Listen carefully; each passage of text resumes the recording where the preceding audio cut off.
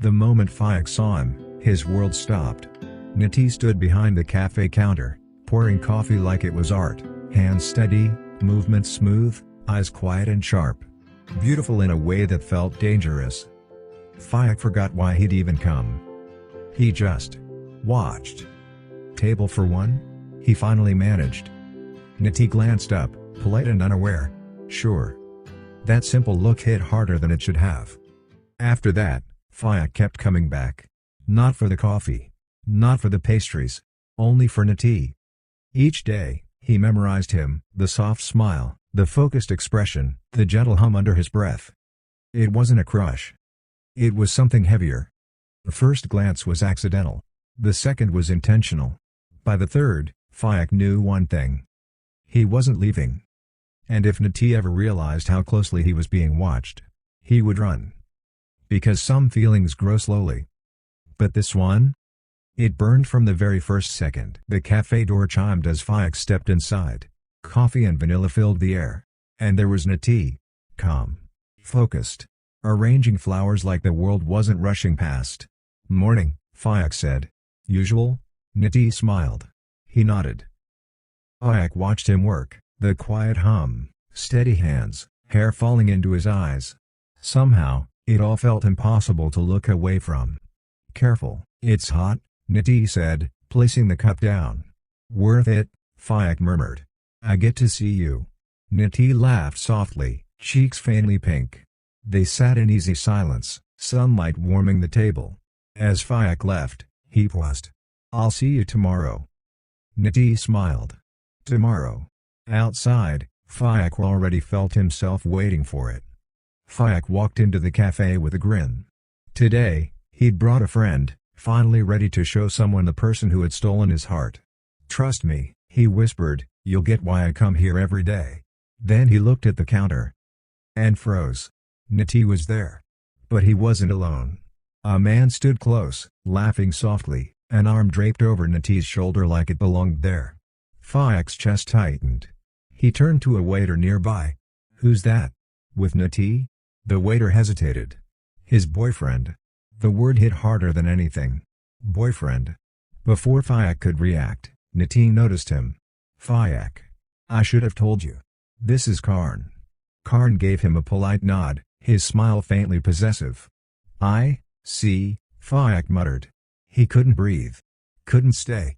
The doorbell rang sharply as he left. Outside, he leaned against the wall, pressing a hand to his chest, trying to steady the ache. Natee's voice, Karn's laugh, the warm cafe air, everything felt cruel now. His heart felt shattered. And yet, beneath the pain, something burned. He still couldn't let Natee go. This wasn't the end. It was only the beginning. Phayak pushed open the cafe door and inhaled deeply. Today wasn't about coffee. It was about the truth. Natee stood behind the counter, wiping a cup, humming softly like always. Morning light caught in his hair. Phayak's heart pounded. "I need to say something," he said, stepping closer. Natee paused. "Oh?" Phayak swallowed. "I like you. A lot.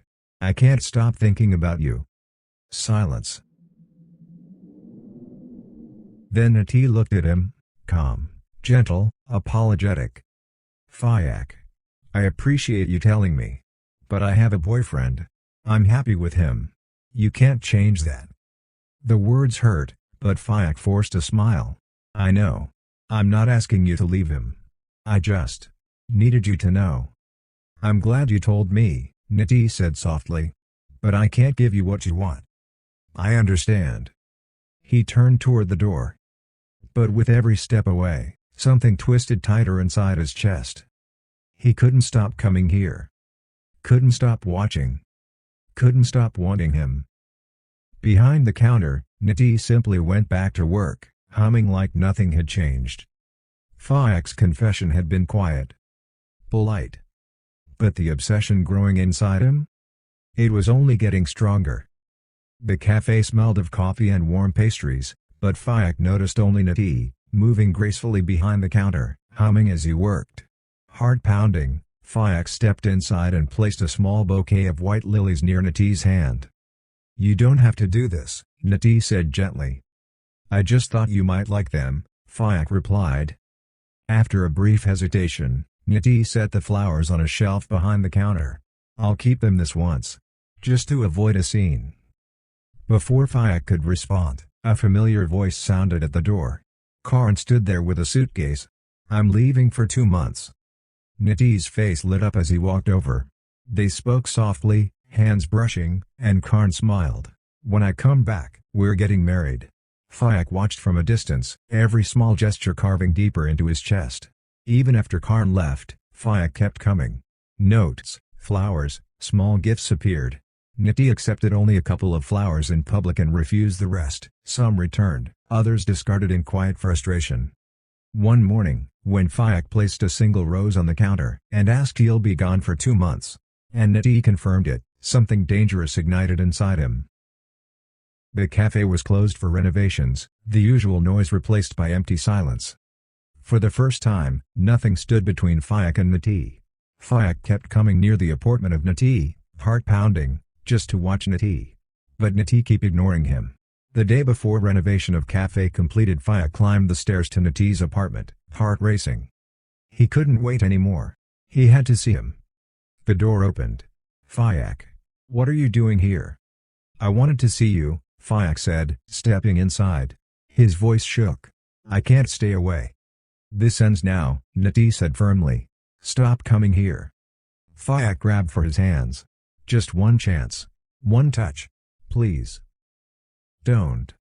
Natee shoved him away, anger snapping. The base case crashed to the floor. I'll do anything for you, Phayak whispered desperately. The slap echoed through the room. I will never love you, Natee shouted. Never. Don't come here again. Don't even come to the cafe.